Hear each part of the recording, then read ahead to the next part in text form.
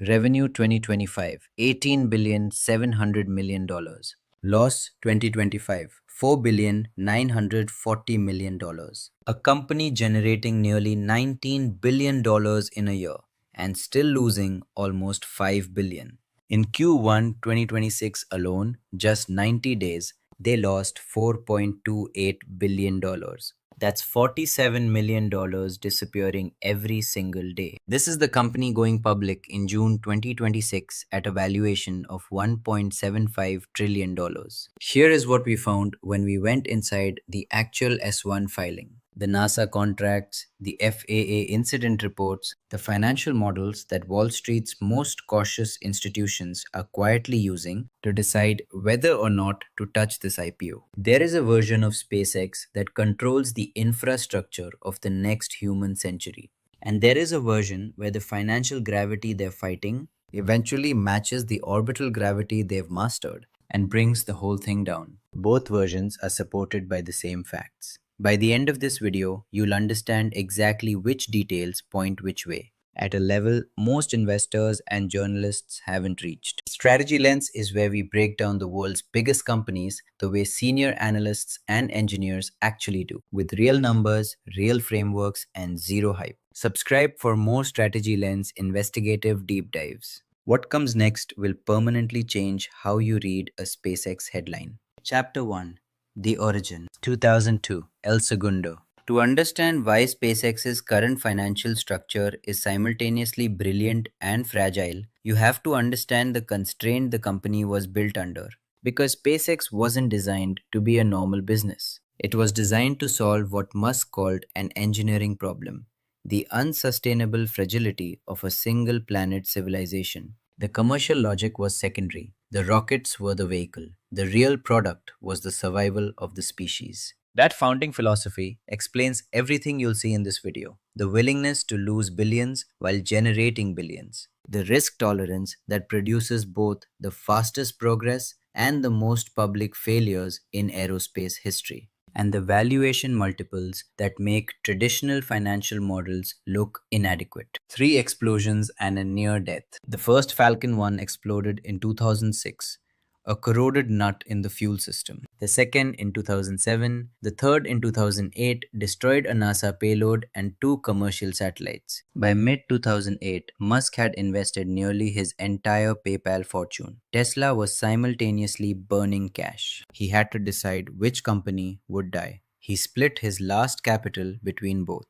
and told the Falcon, one team, one more flight. It worked. First privately funded liquid propellant rocket to reach orbit in human history. Not a nation, nor a defense prime, a startup. What that success unlocked was not celebration. It unlocked a $1.6 billion NASA commercial resupply contract, the money that funded Falcon 9. Falcon 9 is where the business really begins. Framework.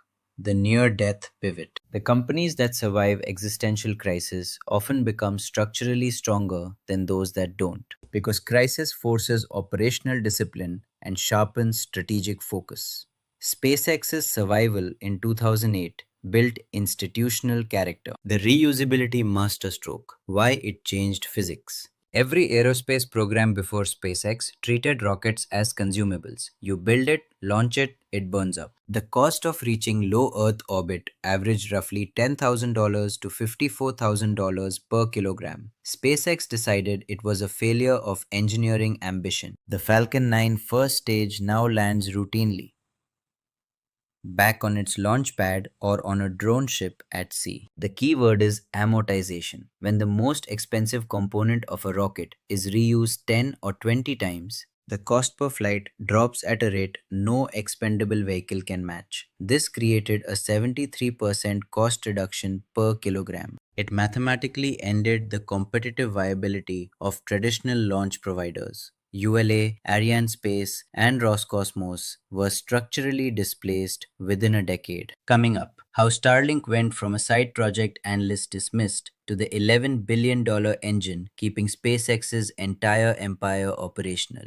And the deliberate pricing strategy buried in the S1 that most commentary completely skipped. Chapter 2, Starlink. From remote rural homes to children studying in the global south, connecting Maersk fleets and cruise ships on maritime fleets and commercial aircraft to military forward operating bases. When Musk announced Starlink in 2015, the analyst consensus was essentially unanimous: economically unviable. The capital required to deploy thousands of satellites was enormous. The hardware terminals were expensive, and terrestrial 5G was going to outcompete satellite internet before it reached scale. Every single one of those predictions was wrong. And the specific reasons they were wrong are among the most instructive case studies in competitive strategy from the past decade. The financial engine, what the numbers actually say. In 2025, Starlink generated $11.39 billion in revenue, 61% of SpaceX's total. The EBITDA margin on Starlink sits at approximately 63%. For context, AT&T and Deutsche Telekom operate at 30 to 40% EBITDA margins. Starlink nearly doubles them. Subscriber growth compounded at an extraordinary rate, from 4.5 million users in early 2025 to 10.3 million paid subscribers by Q1 2026. This is the only reason the rest of SpaceX's ambitions remain financially viable. Starlink is the financial oxygen keeping the mission alive. Framework: the internal subsidy model. SpaceX runs what economists call a cross subsidy architecture. One profitable division funds the development cost of speculative future divisions. The predatory pricing play, what the S1 reveals. SpaceX deliberately cut its average revenue per user, ARPU, from $99 per month in 2023 to $81 by end of 2025. This is a calculated market saturation strategy designed to be executed before any competitor could establish a meaningful subscriber base. In May 2026, SpaceX raised prices. Customers couldn't leave because there was no comparable alternative. That is the textbook definition of pricing power. The vertical integration moat. Why this cannot be copied. Starlink's economics depend on a structural advantage that sounds simple but is nearly impossible to replicate quickly. SpaceX builds the satellites, launches them on its own rockets at internal cost, and sells subscriptions directly. No margin leakage. Their Redmond facility produces approximately 70 Starlink satellites per week. They are deploying more orbital infrastructure than most national space agencies in history. Amazon's Project Kuiper is the most well-capitalized competitor, but they depend on external launch providers paying market rates. This cost gap cannot be closed. The enterprise and government layer, where real margins live. Consumer subscriptions are impressive, but the highest margin Starlink revenue is enterprise and government. Starshield, the military variant of Starlink, represents a qualitatively different category of revenue. Multiple allied militaries are now operationally dependent. This is the deliberate execution of the too critical to fail positioning. The switching cost is measured in national security risk, not dollars. Framework: the critical infrastructure moat. When your product becomes embedded in a government's national security, the switching cost becomes a national risk calculation. No competitor can match this. So Starlink is printing money. Why is SpaceX losing $47 million a day? The answer is in two divisions. Coming up, the two divisions burning through all of Starlink's profits, and a hidden $45 billion deal buried in the IPO filing that explains why Wall Street is pricing a money-losing company at $1.75 trillion. Chapter 3: The Money Pit. Behind the executive summary are the appendices. SpaceX's S1 prospectus is over 400 pages. Most coverage read the executive summary. We read the appendices. Business 1: Starlink, the profit engine. Business 2: Launch services, thin margins. Business 3: Starship and XAI, the capital furnaces. SpaceX reports a positive $6.58 billion adjusted EBITDA, but the GAAP net loss is $4.94 billion, the number accountants use for solvency. In February 2026, SpaceX completed an all-stock acquisition of XAI. This is the key to the $1.75 trillion valuation. The market is valuing SpaceX as a company positioned to own the physical compute infrastructure for AI in orbit. Anthropic has agreed to pay SpaceX $1.25 billion per month, totaling nearly $45 billion through 2029. One client, SpaceX used its own shares as currency in an $11 billion equity transaction with EchoStar to acquire critical radio spectrum. SpaceX carries an accumulated deficit exceeding $41 billion. The Q1 2026 loss of $4.28 billion represents an acceleration of the burn. The $75 billion IPO raise buys approximately 4 years of operational runway. How confident are you that everything goes to plan? Chapter 4, Starship. Starship is 120 meters tall, the most powerful rocket ever built. It is also the vehicle this entire financial model depends on. Problem 1, the heat shield. A single tile failure allows plasma to contact the hull. Flight ends. Problem 2, orbital refueling. NASA's lunar mission requires up to 20 tanker launches to fill one propellant depot. Problem 3, landing a skyscraper.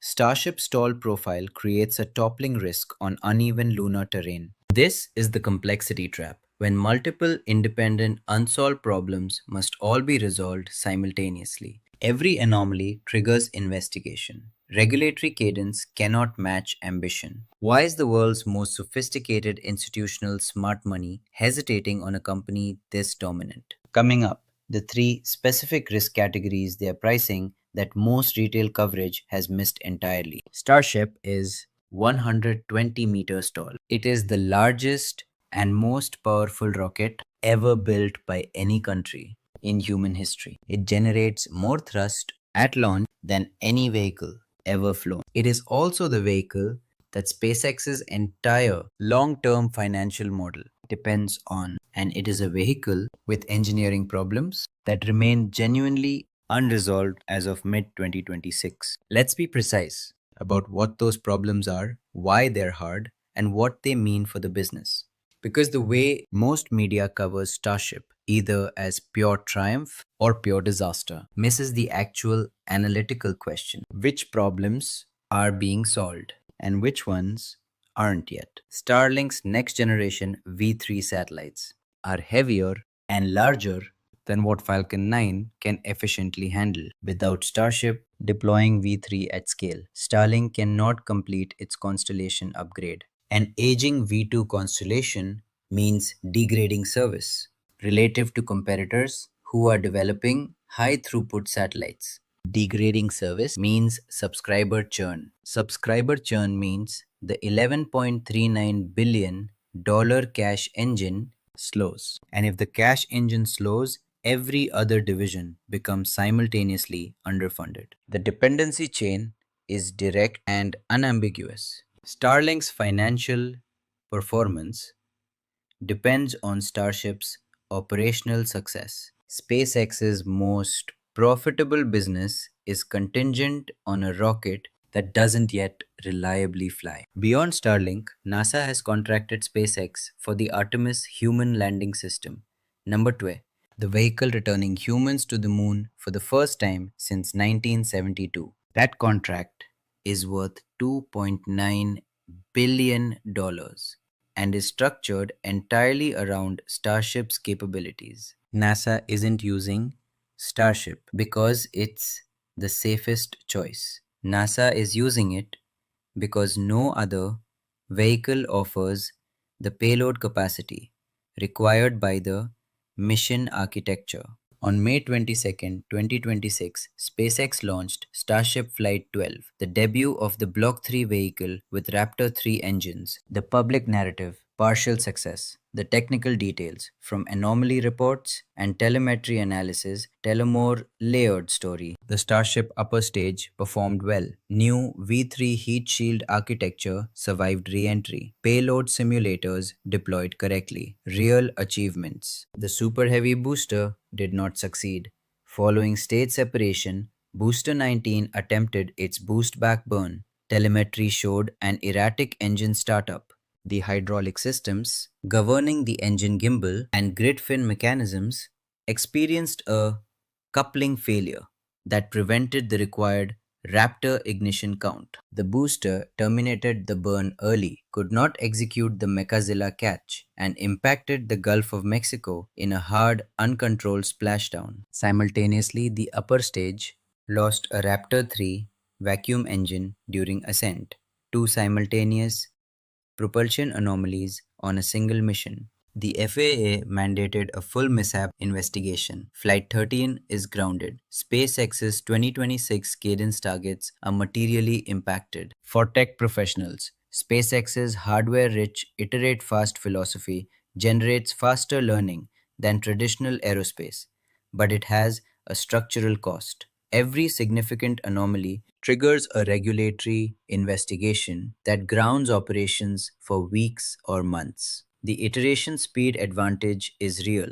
but it exists in tension with a regulatory framework that hasn't been redesigned for high cadence commercial heavy lift. Both the philosophy and the friction are predictable consequences of the same development approach. The three unsolved engineering problems, what they actually are. Problem 1, the heat shield. Starship's thermal protection system consists of thousands of individually fitted hexagonal ceramic tiles covering the windward side. During orbital re-entry at approximately Mach 25, temperatures exceed 1400 degrees Celsius. A single tile failure in a high stress zone allows plasma to contact the steel hull. Flight ends. Musk has said publicly, no one has ever developed a truly reusable orbital heat shield. This is technically accurate. The Space Shuttle's heat shield required roughly 40,000 hours of maintenance between each flight, making high cadence operations economically unviable. SpaceX's operational model requires Starship to turn around in hours, not months. Two failure modes remain active. Acoustic shock during ascent dislodges tiles before the vehicle leaves the atmosphere, and the thermal cycling between cryogenic propellant temperatures inside the tank and plasma temperatures during re-entry causes tile cracking. Both are documented in post-flight reports. Neither has been fully resolved. Problem 2, orbital refueling. This is the most important technical challenge in SpaceX's entire roadmap and the one most consistently misrepresented or omitted in mainstream coverage. So let's be exact. NASA's Artemis lunar architecture requires Starship to be refueled in low Earth orbit before proceeding to the moon. This means launch a depot Starship, then launch multiple tanker Starships to fill it with liquid oxygen and liquid methane. Then the crewed Starship docks and receives the propellant. Some mission profiles require up to 12 tanker launches per lunar mission. The specific physics challenge. Cryogenic propellant is stored at minus 183 degrees Celsius and minus 161 degrees Celsius. In orbit, any surface exposed to solar radiation warms rapidly. When cold propellant contacts warm transfer hardware, it boils off, evaporates before transfer completes. This is called parasitic boil-off, and it is a fundamental cryogenic fluid mechanics problem that no mission has yet demonstrated solving at this scale. To transfer it, you need either a settling burn from the spacecraft's thrusters or active cryocooling systems to maintain propellant in a transferable state throughout the process. SpaceX has not demonstrated this at the scale and reliability required for a crewed lunar mission. NASA's own Office of Inspector General formally flagged this in its Artemis review, calling SpaceX's refueling timeline dangerously optimistic. The consequence? Artemis 3, the first crewed moon landing since 1972, has been pushed to 2028, and many NASA insiders consider even that optimistic. Problem 3, landing a skyscraper on an alien world. Starship stands 52 meters tall with a center of mass approximately 26 meters off the ground. On Earth, it lands on prepared concrete with precise terrain surveys. SpaceX's most profitable business is contingent on a rocket. Apollo used squat landers with wide bases deliberately. The geometry was engineered for stability on uncertain terrain. Starship's tall, narrow profile creates a toppling risk on uneven Martian or lunar surface that SpaceX has not yet demonstrated a tested solution for. This is not a minor detail. It is a load-bearing requirement of the Mars mission architecture. The most dangerous phase of any ambitious technology program is when multiple independent unsolved problems must all be resolved simultaneously before the system functions. Starship currently needs reliable booster operation, reliable upper stage propulsion, a reusable heat shield, demonstrated orbital refueling, and a landing solution for off Earth surfaces, all before the Mars mission is viable. Each is an independent multi year challenge. Solving them sequentially takes longer than parallel solving, but parallel solving multiplies organizational complexity. This is the trap that catches bold programs. The aviation safety data, facts, not opinions. During the Flight 7 anomaly on January 16, 2025, Starship disintegrated over the Caribbean. FAA debris response areas were activated across international airspace corridors. During the Flight 8 subsequent incident, an Iberian Airlines flight carrying 283 passengers declared a mayday and diverted to avoid the debris trajectory. This is documented in FAA incident reports, not SpaceX criticism from external observers. The FAA estimates SpaceX's Starship flight trajectories now disrupt over 13,000 commercial flights annually. This is a physical constraint on launch cadence. Every launch requires airspace closures that affect international aviation. Every anomaly triggers mandatory investigation that grounds operations. The rapid iteration methodology, that is SpaceX's core competitive advantage, cannot fully operate while regulatory review is this constraining. For policy analysts, the SpaceX FAA friction is a textbook regulatory lag case. Technology development pace outrunning the governance framework designed to manage it. The solution is not deregulation. It is regulatory co-evolution. New frameworks developed collaboratively between the regulator and the operator, with shared investment in the process. Companies that treat regulators as adversaries create their own bottlenecks. Companies that treat them as stakeholders create faster, more durable operating environments. Coming up, why the world's most sophisticated institutional investors, hedge funds, sovereign wealth funds, pension managers, are hesitating on a company this dominant. The three specific risk categories they are pricing that most retail coverage has missed entirely. SpaceX controls approximately 87% of Western commercial orbital launches. Starlink is the most profitable satellite internet business in history. The company has a $45 billion Anthropic compute contract and direct integration into US national security infrastructure. By every conventional comparative screen, this should be among the most sought after IPOs in history. Some institutions are aggressively pursuing allocation, but a significant proportion of the most disciplined capital on the planet, sovereign wealth funds, pension managers, quant funds with strict governance requirements, is approaching this IPO with material caution. Here is exactly why, structured as three distinct risk categories. Risk 1, the single point of failure at $1.75 trillion. Scale. Elon Musk is simultaneously SpaceX's greatest asset and its most quantifiable governance risk. The company's technical direction, government relationships, public market narrative, and a meaningful portion of its valuation are tightly coupled to one individual's continued involvement and credibility. Institutional investors call this key man risk, and virtually every large allocator has compliance frameworks that restrict concentration in key man dependent positions. For a $50 billion institutional position in a public company, these frameworks typically require documented succession planning, genuine board independence, and governance structures that don't rely on any individual's daily operational presence. SpaceX's S1 grants Musk majority voting control through super voting Class B shares. He is simultaneously CEO of Tesla, founder of XAI, owner of X, founder of the Boring Company, and holds a US government advisory role. The question for an institutional risk manager is not, is Musk capable? That's settled. The question is, what is the probability that his attention allocation towards SpaceX remains sufficient to justify this valuation, given all competing obligations? That probability cannot be calculated precisely, and risks that can't be priced tend to be discounted. Risk 2. The burn rate has no near-term ceiling. $4.28 billion lost in Q1 2026.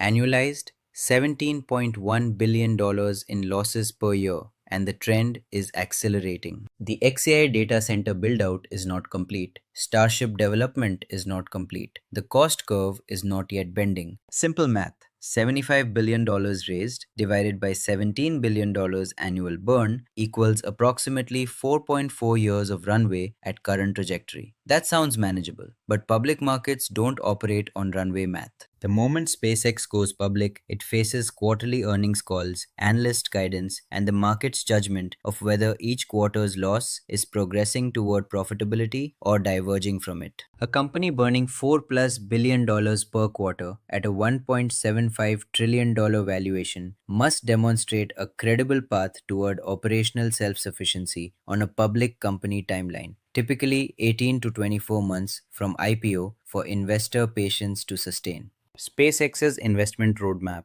Starship maturation, XAI data center build-out, Starlink V3 deployment does not generate profitability on an 18 to 24-month timeline. This is the central financial tension of the IPO. Risk 3. The antitrust question is not theoretical. SpaceX currently controls roughly two-thirds of all active satellites in human orbital history. They handle the majority of Western government payload launches. They're building the AI compute infrastructure that frontier AI companies will rent. Each of these market positions is individually significant. Together, they represent a concentration of critical infrastructure that is unprecedented in private enterprise history. The orbital environment at LEO altitudes is a finite physical resource governed by international treaty. SpaceX's mass deployment strategy is occupying the most valuable orbital real estate before any competitor can match the pace. Economists call this preemptive capacity expansion, filling a capacity constrained market before competitors arrive. Regulators at the FCC,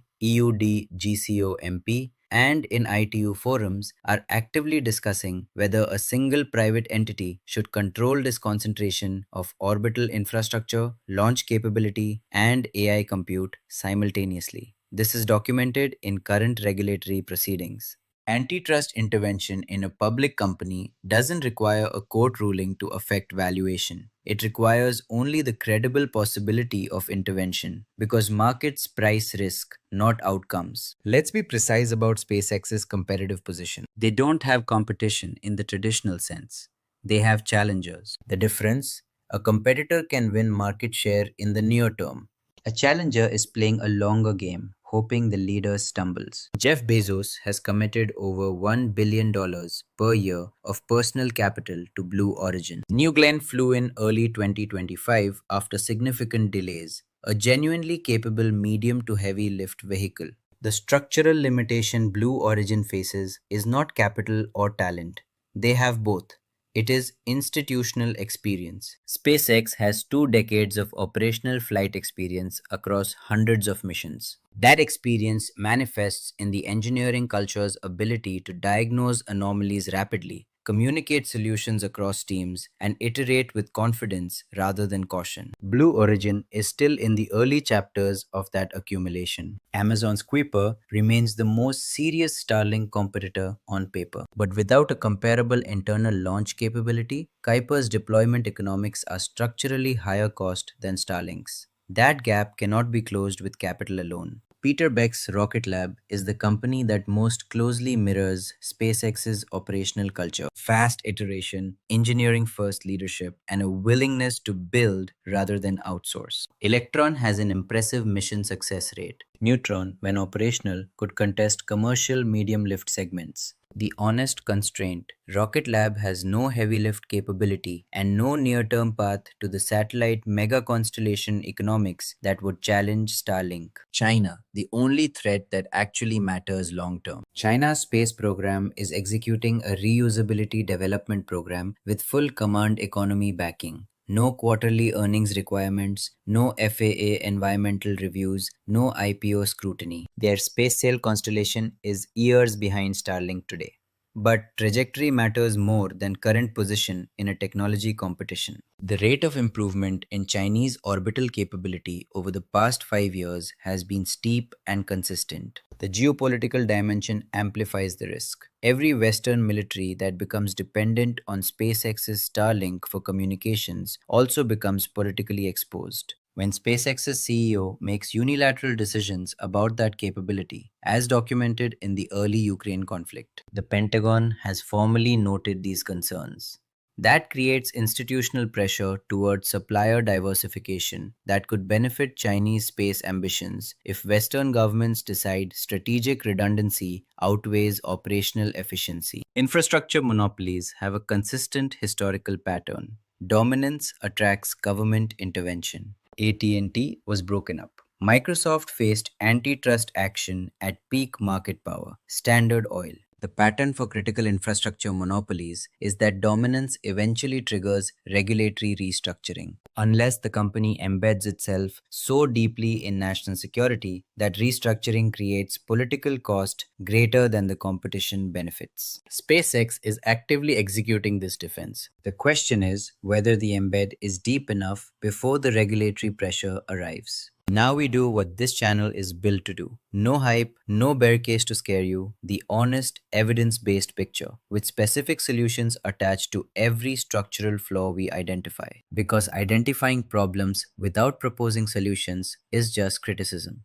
What you'll actually learn from is the gap between where SpaceX is and where it needs to be. Strength 1. Vertical integration at scale. SpaceX manufactures approximately 85% of its own components: engines, avionics, software, satellite hardware, launch infrastructure, ground stations, consumer terminals. When global supply chains disrupted in 2020 to 2022, SpaceX continued launching. No amount of capital can shortcut the institutional knowledge embedded in this degree of integration. It took $15+ billion and 20 years to construct. Strength 2.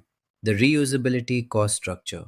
Falcon 9's 73% cost reduction per kilogram is not a product feature, it's a structural barrier to entry. A competitor cannot simply match this price by deciding to. They must build a reusable vehicle, accumulate the flight heritage to achieve comparable reliability, and operate at comparable cadence to achieve the same unit economics. Minimum timeline, a decade. Minimum investment, double-digit billions. Strength 3. Starlink's network effect. The value of a communications network increases non-linearly with subscriber count. Starlink's 10.3 million users, its ground station infrastructure, and its growing enterprise partnerships create compounding network value. More users justify more infrastructure investment, which improves performance, which attracts more users. This loop is now self-sustaining at current scale. Strength 4. National security entrenchment. Starshield's integration into active military operations is the closest thing to a permanent competitive moat available in government markets. The political cost of replacing an operationally embedded defense communication system is enormous. This creates revenue stability and regulatory protection that consumer-facing businesses cannot replicate. Strength 5. Engineering culture as compounding advantage. SpaceX has built what researchers call density of excellence. Experienced engineers who have internalized the same iterative methodology and trained the next generation on it. This culture compounds. Each generation of engineers is better than the last because they inherit the operational scar tissue of real flight experience. Culture this specific cannot be bought or transferred. It must be grown. Flaw 1. The burn rate has no near-term ceiling. $4.28 billion in Q1 2026 alone, with the trajectory accelerating. The XAI build-out is not complete. Starship is not yet revenue generating. The IPO raise buys approximately 4 years at current burn, barely enough time for all the required developments to mature simultaneously. Any significant Starship delay or XAI revenue shortfall compresses this window. Flaw 2. Starship's technical debt is multi-dimensional. The heat shield reusability problem, the orbital refueling cryogenic challenge, and the planetary landing geometry are not peripheral issues. They are core mission requirements. Each is a multi-year engineering challenge. The compounding risk. All three must be solved roughly in parallel because the Artemis and Mars mission profiles require all three simultaneously. Flaw 3. Governance structure is incompatible with public market standards. Supervoting Class B shares, combined CEO roles across multiple companies, and minimal independent oversight are governance structures that institutional investors systematically discount. This discount is not about operational confidence. It's an uncertainty premium investors require when they cannot exercise normal shareholder oversight. Quantifying this discount, typically 10 to 20% of the multiple that comparable companies with clean governance receive. Flaw 4. Regulatory cadence cannot match development ambition. The FAA's mandatory investigation process after each anomaly is the structural ceiling on SpaceX's Starship iteration velocity. Until a new regulatory framework exists for high frequency commercial heavy lift operations, the rapid iteration advantage that made SpaceX dominant cannot operate at full speed on its next generation vehicle. Flaw 5. The XAI pivot creates strategic dilution risk.